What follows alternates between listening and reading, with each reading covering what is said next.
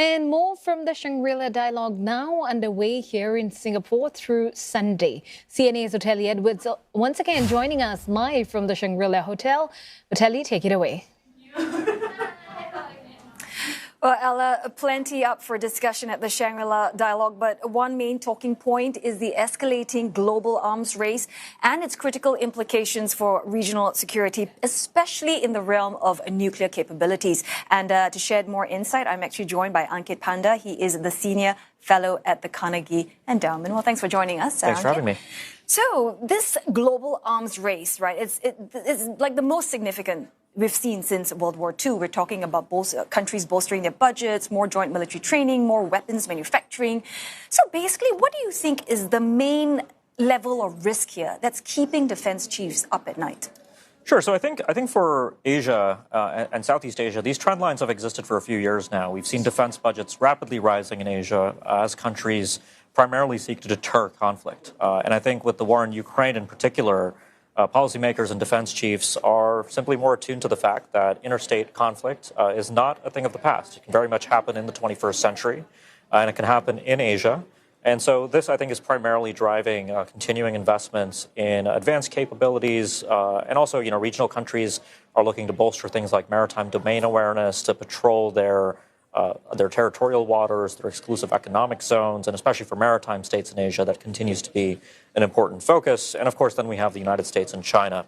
Relations continue to grow worse between the two countries, and each continues to bolster its military capabilities in the Indo-Pacific.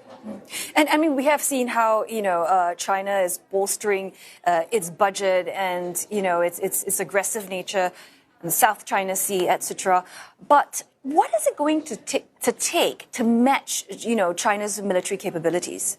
Well, so, I think for China's military modernization, Xi Jinping has emphasized that he'd like China to have a world-class military. There's an element of prestige there. There's an element of real capability there for potential conflicts that might take place in Asia. And there is an interest, I think, in China in also deterring conflict, a conflict potentially that could be sparked by the United States or American allies from the Chinese perspective. But when we think about matching Chinese capabilities, it won't be one for one. For instance, China's rate of shipbuilding simply outclasses the United States in a way that the United States cannot match in the short term. The investments in infrastructure would have had to have happened years ago, and they just simply haven't happened. And so there will be an element of asymmetry fundamentally in how the United States and China militarily compete. The United States won't be able to go toe-to-toe. And so one of the great risks for the United States is that locally in the Indo-Pacific, the U.S. is a global power. It devotes its military capabilities in the defense of Europe. It carries out naval expeditions all around the world. But in Asia, China will have a substantial military advantage, and the task for the United States will be to rely on its allies, which are an important force multiplier for Washington, and also to cope asymmetrically to the extent that it can with Chinese capabilities. Well, it's quite worrisome because you've mentioned that U.S. naval capabilities are, definitely not as good as China's. And in the event of a conflict in Taiwan, it's going to be a different one from Ukraine, right? I mean, it's going to all come from a lot of naval elements to that. Yeah. So, I mean, to what extent, should the rest of the world be worried about this? Well, just to clarify, I mean, it's not that the U.S. isn't as good as China. It's simply a matter of quantitative growth. The rate at which China's Navy is growing is much greater than the rate at which the U.S. Navy is growing. But the United States has substantial more experience. It's a blue water Navy with decades of experience, including experience in supporting expeditionary military operations, amphibious operations in a way that China simply doesn't have experience in. So I think one of the lessons we can take away from the war in Ukraine is that it's very difficult to assess how militaries will perform in war simply based on quantitative assessments.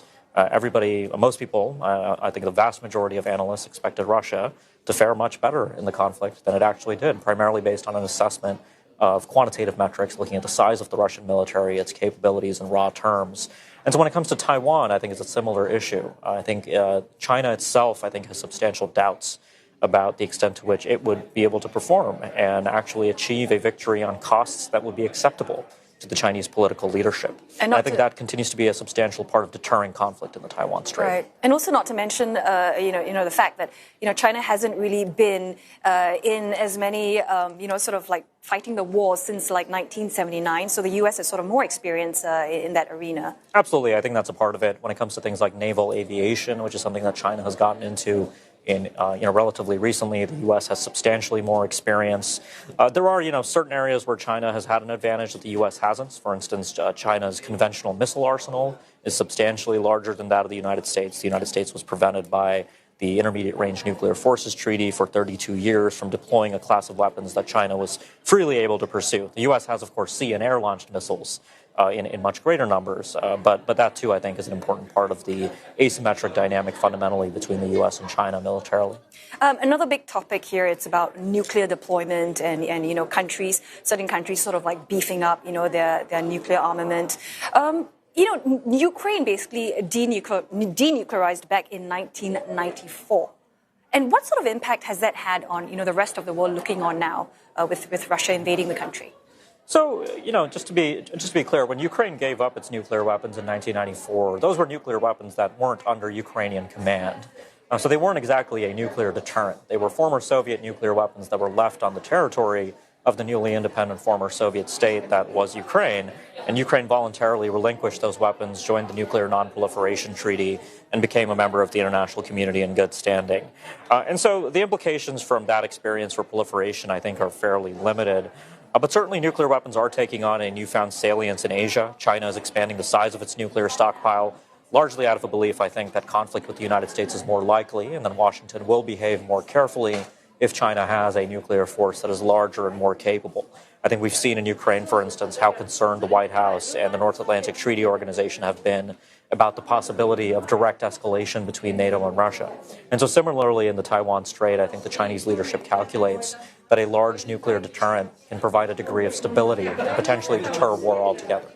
And I want to talk about the New START treaty, because it's a bit of a setback now that Russia is not going to be renewing this particular treaty when it expires in 2026, I believe. And what's the biggest implication of that? Yeah, I mean, look, for the first time, we are looking at going into a world, for the first time in 50 years, where the United States and Russia don't have any means of negotiated nuclear restraint between them in the forms of arms control treaties. And this is happening at a time when China is building up its capabilities, as the United States faces effectively two nuclear peers. What will Washington do to cope with this newfound environment? So there's a lot of uncertainty, and the salience of nuclear weapons, I think, will continue to grow in the region, and the salience of nuclear deterrence in particular. And so this raises, I think, some real questions about how the United States will cope with this changing environment in Asia.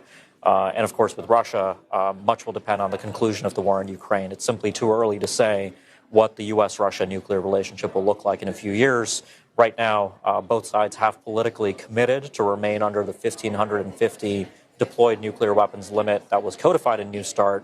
But of course, with the treaty suspended effectively by both sides, there is no actual legal constraint on either country remaining under those limits. So we may be, for the first time since the end of the Cold War, heading into a world where the number of nuclear weapons deployed by the U.S. and Russia expands, and China continues to build up its forces as well. All right. Very many thanks, Ankit, for your time and thoughts there. Happy to join you. And I was just joined by Ankit Panda. He's a Senior Fellow at the Carnegie Endowment, talking about the escalating global arms race.